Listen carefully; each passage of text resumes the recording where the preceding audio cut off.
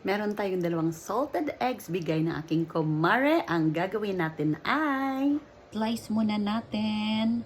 Dahil ilalagay ko siya sa ating puto batter. Ayan, experimental pa lang, trial. At ang isa naman isa-save ko dahil lagyan ko itong bukas sa breakfast ng kamatis at sibuyas. Ilagay natin sa ating puto.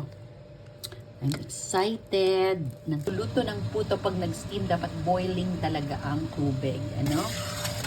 So, cut na natin ang ating puto for 25 minutes. Ayan na ang ating puto with salted eggs.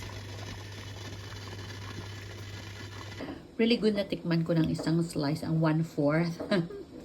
Masarap kasi match na match ang pagkaalat ng egg sa sweetness ng puto batter. Yummy.